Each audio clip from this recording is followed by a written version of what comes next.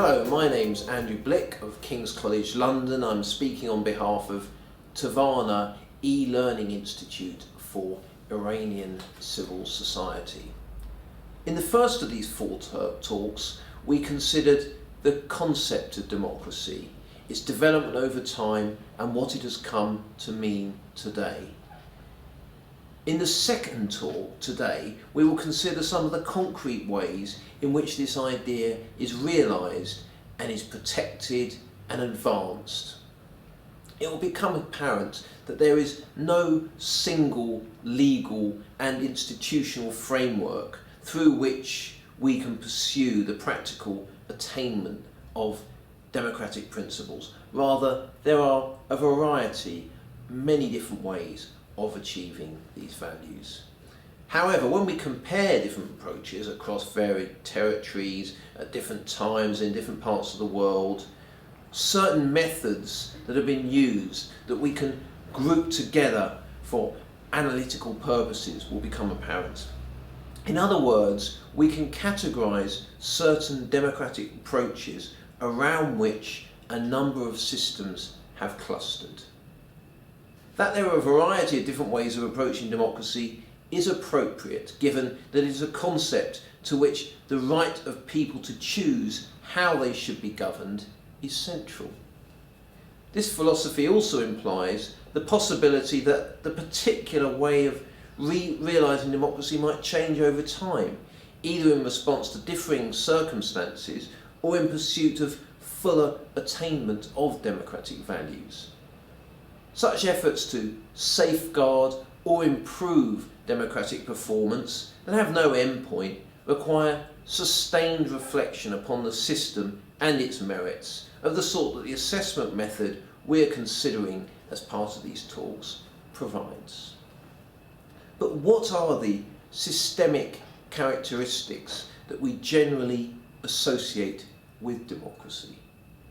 Often, there is an established set of core principles that are likely to be included in a text known as the Constitution, or with other titles such as the Basic Law.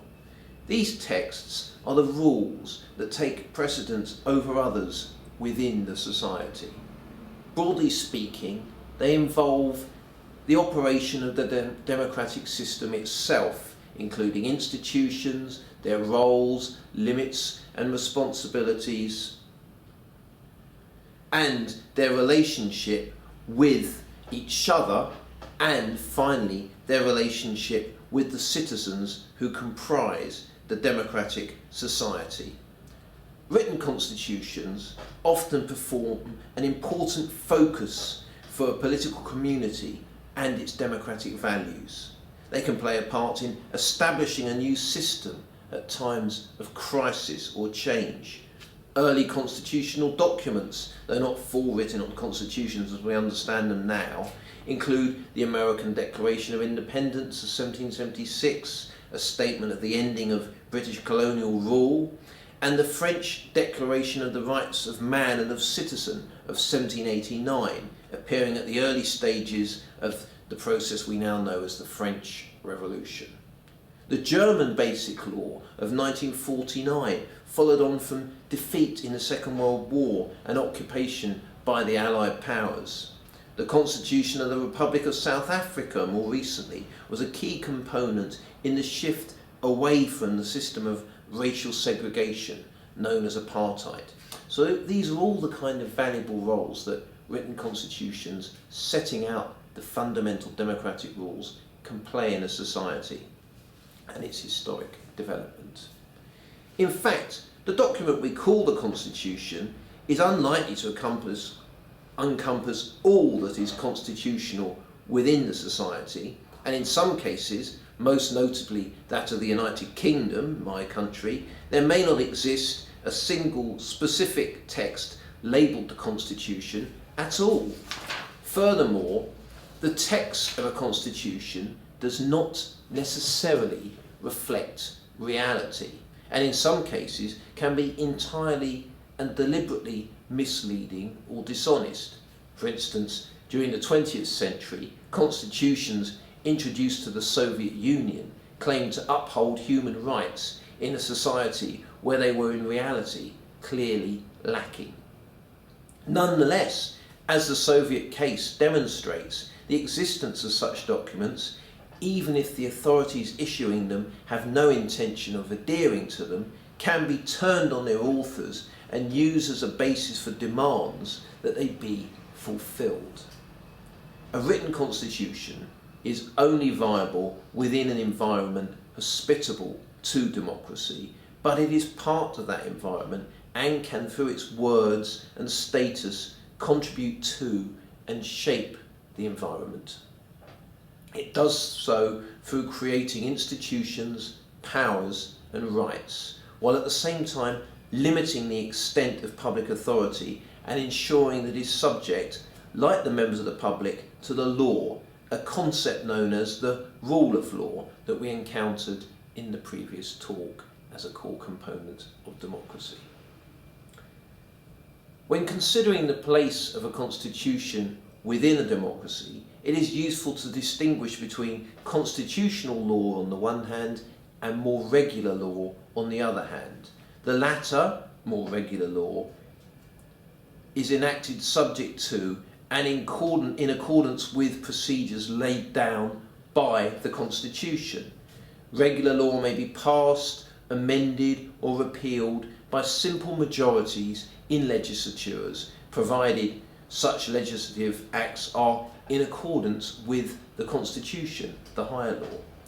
Regular, ordinary legislation deals with matters of policy that are subject to change according to the shifting alliances and power blocks that are a feature of democratic politics. By contrast, constitutional law sits above the day-to-day concerns of democratic political contingency.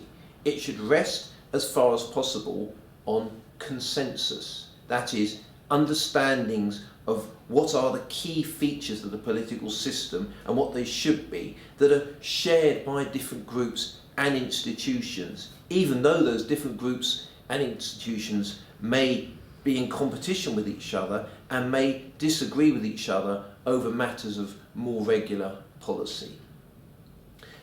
A challenge that faces constitutions is their need to delineate an environment in which government is responsive to the needs and desires of the people, and where appropriate allows majority rules to prevail, but at the same time which ensures that provisions for popular control do not become a means of undermining the democratic system itself, for instance through curtailing human rights, and thereby denying to some individuals the ability fully to participate in the democratic system.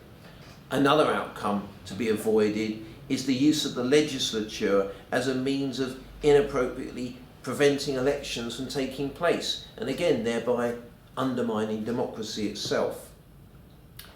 It's clear from this discussion of constitutions that the core features of a democracy provided for in a constitution must enjoy special protection, a higher level of protection than normal laws possess. There are two particular ways in which this safeguarding can take place. First, the constitutional text often contains an amendment procedure, that is, one or more heightened processes that must be met if the constitution is to be altered. Constitutional change may require, for instance, legislative supermajorities or assent through a popular referendum. Some parts of a constitution may be deemed beyond alteration by any means, such as the fundamental rights contained in the German constitution. Finding the appropriate democratic balance when devising amendment procedures can be difficult. If a constitution is too easy to change, it can be subject to manipulation by those in positions of authority to serve their own narrow sectional interests. If the amendment requirements are too rigorous, a constitutional provision can become frozen in time, even if a significant body of opinion within the society finds it objectionable, arguably, to detriment of principles of popular control. A second way of providing this safeguarding that's required for core constitutional principles in a democracy, alongside the amendment procedures I've just described, is the status of the Constitution as a higher law being upheld through provision for judicial review. The courts, or a specific single constitutional court, can consider whether official actions or laws are compatible with the Constitution, and if it finds them to be in violation of the Constitution, can declare them void, even perhaps to the point of striking down primary legislation. Inevitably, the use of this power as a means of enforcing compliance with and protection for the Constitution is likely to generate controversy. It is often claimed that the courts lack the democratic legitimacy possessed by politicians who are more directly accountable to voters, and it's also said that the judiciary should not involve itself in political business. Furthermore, some object to what they see as a tendency for the courts effectively to control and even alter the Constitution through imposing their own particular interpretations and reinterpretations upon it. But what are the sorts of core values a written constitution is likely to encompass? It is likely to include a statement of fundamental rights, such as the Bill of Rights that comprise the first group of amendments to the US Constitution. This part of a constitution will certainly contain a range of civil and political rights, such as freedom of expression, movement, association, and assembly. It could also encompass other rights, such as socio-economic protections for housing, employment, and education. Other rights, in particular environmental rights, might also be included in the Constitutional Bill of Rights. As well as conditioning relations between public institutions and individuals through their provision for fundamental rights, constitutions create and define the roles of and the interactions between the different governmental institutions. They can fall into three broad categories. These institutions can be legislature, executive, and judiciary. A key responsibility of the first, the legislature, is lawmaking. Central to the function of the second, the executive, is the enforcement of the laws that the legislature makes, as well as forming and implementing policy. For the third, the judiciary, the key task is interpreting the law, including a special role, as previously discussed, in constitutional interpretation. A constitution may seek to ensure that each of these constitutional branches are autonomous from one another. It is crucial, for instance, that the judiciary should be independent of the executive if it is to ensure that the whole of society, including the executive, is subject to the rule of law. The establishment of distinct constitutional entities is sometimes understood as a separation of powers. But while this is a useful analytical concept, complete separation does not take place. It is likely, for instance, that the executive will play a part in lawmaking. Equally, under some constitutional arrangements, the central executive government is drawn from the legislature, to which it, the executive, is accountable. Furthermore, the judiciary will be tasked with assessing the legality and constitutional actions of both the legislature and the executive. Under any system, the three different powers will have points of contact with each other that are necessary to their overall functioning.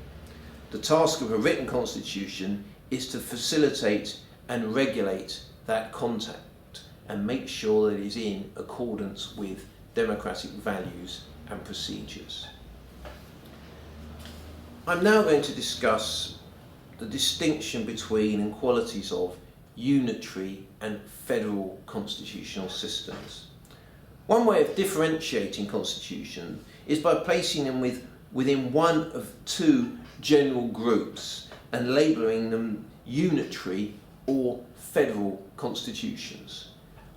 Under a unitary system, the central institutions of government are supreme, and other tiers below them, such as local and regional government, are subordinate to the centre.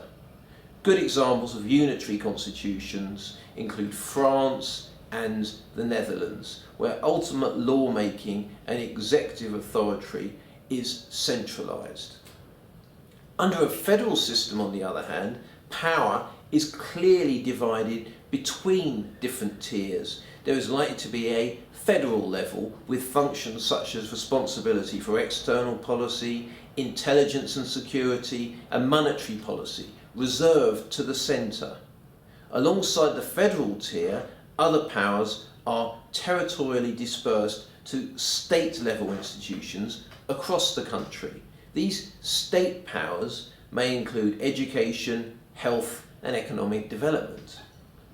An important constitutional role for the courts in a federal system is to resolve demarcation disputes between state and federal institutions, determining where the power to act resides in particular cases, or if action being carried out is within the terms of the Bill of Rights contained within the Constitution.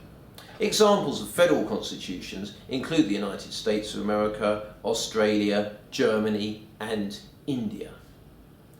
An argument often offered in favour of unitary systems is that they provide for firmer leadership and clearer decision making, since one level of government is clearly dominant. Constant disputes between federal and state institutions over who has the authority to act in a particular area are avoided.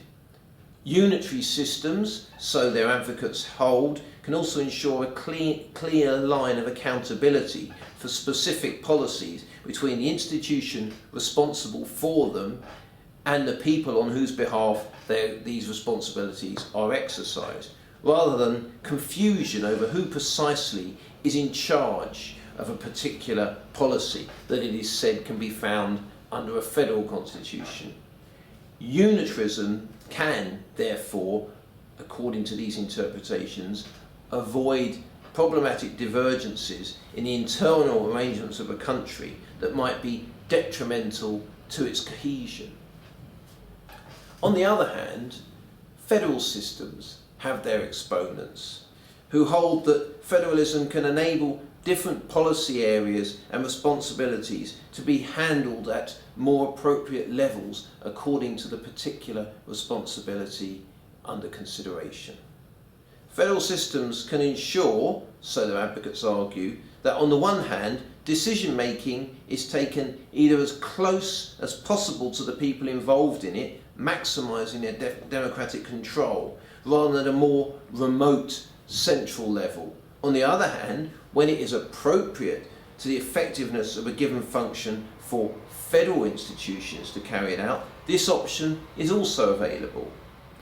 The balance of forces between federal and state authorities prevents any one level from wielding excessive power, so the advocates argue. Federal systems, it is said, can also provide a means of enabling a country that comprises more than one nation, or at least pronounced regional divergences and attachments, of providing an outlet for the expression of all these different identities within the country, while still containing them within a single constitutional system. Multinational countries that have opted for federal arrangements of this type include Canada, Spain, and Belgium. Another equally important way of categorising institutions is by distinguishing between those where the executive and legislature are elected separately and those where the former is drawn for the latter. That is to say, the executive actually rests on the support of the legislature rather than being elected separately from each other. a directly elected legislature, rather a directly elected executive, in practice means an individual being chosen as president and thereby becoming head of the executive. Variants on this system, this presidential system, exist both in the United States and in France since the inauguration of the Fifth Republic in 1958. Arguments in favour of this model include that it enables voters directly to choose the head of the government, and that such an individual can become a public focus for the political system with a clear line of accountability to voters, and can become a dynamic force within government on behalf of the people. It can also help ensure a more genuine separation of powers, since it means that the executive and legislature each possess their own distinct mandates. Consequently, they are less prone towards corrupting interdependence.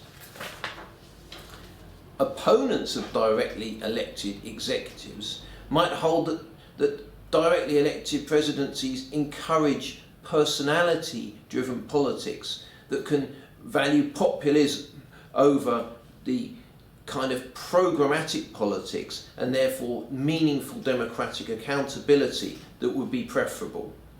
Another possible criticism of presidential systems is that while they may create the impression of a powerful individual leadership, in practice, though presidents might possess their own direct electoral mandates, they are dependent upon cooperation and support from others, in particular the legislature, and that decision making can become tortuous, complex and opaque, undermining the effectiveness of government and accountability to the people.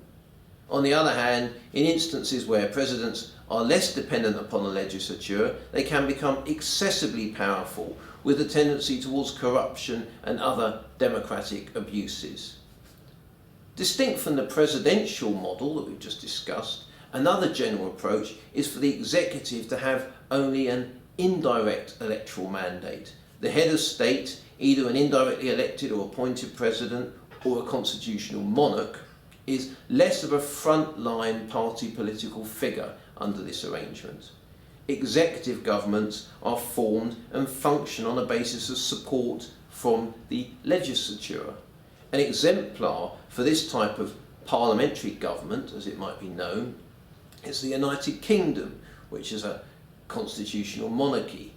A fundamental principle of United Kingdom democracy is that the government must enjoy what is known as the confidence of the House of Commons, the elected chamber of the Westminster Parliament. One argument in favour of this system is that it is conducive to elections taking place more on a basis of programmatic parties rather than potentially demagogic individuals, so it means that we have a less personality-based and more policy-based electoral system. Since the executive government is clearly dependent upon the legislature under this kind of system, it is sometimes held it is more clearly accountable to the legislature and therefore less able to abuse its position of authority. Another possible argument in favour of the system whereby the executive rests on the legislature is that cooperation between the two institutions is inherent within it, since the executive by definition has the support of the legislature. We're therefore less prone to the kind of divisiveness that we might find in a presidential system. However, there are also possible criticisms of this parliamentary model. There's no direct line of accountability between the executive on the one hand and the voters on the other hand. There is a potential conflict of interest in an arrangement whereby the legislature is responsible for holding to account an executive which it has itself chosen. The intimacy of connection between executive and legislature under the parliamentary system is likely to lead to the executive exercising corrupting influence on the legislature, for instance through appointing members of the legislature to positions in the executive. The combined effect of these tendencies can be for an executive that is both unchecked in its power and not clearly answerable to the public. On the other hand, in circumstances where the assembly of a clear majority in the legislature is difficult to attain, the outcome can be weak executive government and a lack of clear leadership. So here we'd see the grouping of two systems and the different arguments in favour of and against both. And this demonstrates to us the ongoing nature of discussion about democracy, and that it's always subject to debate and fine-tuning, and that's actually an important part of the process. So what other features might you be able to identify in a democratic constitution? Since elections and other public votes are crucial to democratic systems, democratic constitutions will provide for the ways in which they take place. They will probably set out an inclusive franchise and prescribe which offices and institutions are subject to election and how often.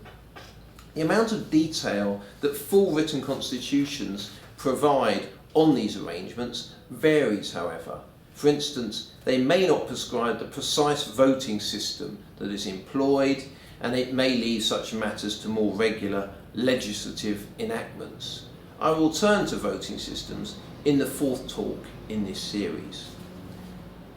I've discussed the place of the legislature or parliament within the overall system, that is to say, whether or not the executive rests on it or is elected separately from it. Another important distinction involving legislatures is whether they are composed of a single chamber, that is, they are unicameral, or whether they have two chambers, that is, they are bicameral. In a bicameral legislature, it is likely that the membership of the two houses will be determined in different ways and that they will have different roles. For instance, in a federal system, there may be a chamber which provides a position for the states at federal level. A second chamber may be given more limited legislative powers, and it might be indirectly elected, as in Germany, or appointed, as for most of the members of the United Kingdom House of Lords. Another crucial feature of a democratic system, though one which the constitutional text might not deal with in detail, is local government. It is this tier of governance, the local level, that is closest to the public and which is likely to deal with matters that are more important than any other to their daily lives. The interaction of people with public authority, and by extension their engagement with the democratic system, is more likely to take place at this level than at any other. It is a route by which the public are drawn into democracy and the democratic system. Consequently, local government is critical to a functioning, healthy democracy, though it does not receive the degree of attention it merits relative to what are often regarded as higher order constitutional issues. Important considerations for local government involve the precise policy responsibilities that attach to it, its autonomy from higher tiers of government, and its control over its own financial arrangements. Finally, of importance is the nature of its accountability to the local people that it actually serves. Another important consideration of democracy is the people who are employed to actually service it. Elected politicians, heads of executive offices, and senior members of the judiciary are generally the focus for public attention, but these people are in turn dependent upon a less visible body of public officials, sometimes known as civil servants. These civil servants support the more prominent public office holders in their work and help implement the decisions that they have made. A constitutional text or sub-constitutional law is likely to provide the basis for these staff. In a democratic context, important considerations relating to civil servants that arise involve the means of providing for their probity, their integrity, and their democratic accountability. It's also important to ensure that they are competent enough to provide the effective government that is essential if democracy is to provide for the needs of those it is supposed to be serving. Since the predominant model of democracy, as broadly understood today, is representative democracy, discussed in the first talk, a central feature of any democratic constitution is that it provides for accountability. In other words, though most of us rarely participate directly in government and its decisions, there needs to be a range of institutions acting on our behalf that monitor the activities of those who do the governing for us, enabling us to pass judgment on their performance and to ensure that they conform to various standards. Political accountability can come in particular from the legislature, through its policy and legislative committees and its plenary debates. In many cases, legislatures are responsible for authorising or declining to agree to legislative proposals and specific executive action. Another source of political accountability comes from voters taking part in elections. Legal accountability is a task that falls ultimately to the courts. A democratic constitution should task the courts with ensuring that public authorities act in a fashion that is both legal and constitutional. In other words, the judiciary, as we discussed in the previous talk, is responsible for upholding the rule of law, and this responsibility should be made clear in the Constitution.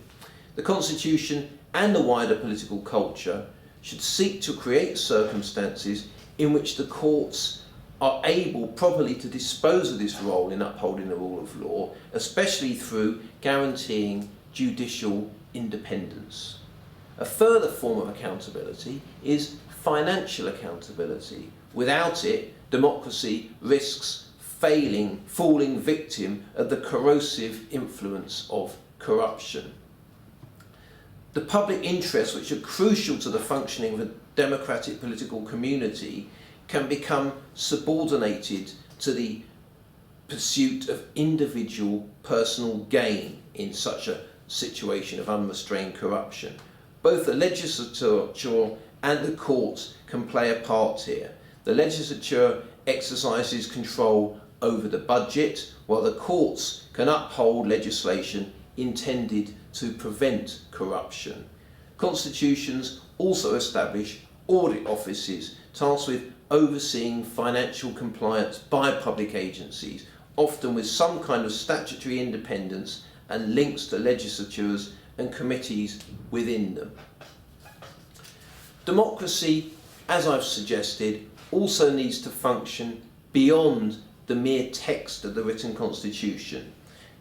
Because while constitutions and the legal institutional structures they create are central to a democracy, they are not the whole picture. These constitutions operate within a wider environment. Political parties, for instance, are not a direct product of a constitution, yet they are vital to the operation of representative democracy through offering voters with choices between different programs and also creating the possibility of a route whereby members of the public can become involved in the democratic political system, either at local level or potentially higher up. While constitutions may not refer to parties at all, parties can often play a quasi-constitutional role in matters such as the operation of the legislature and the electoral system.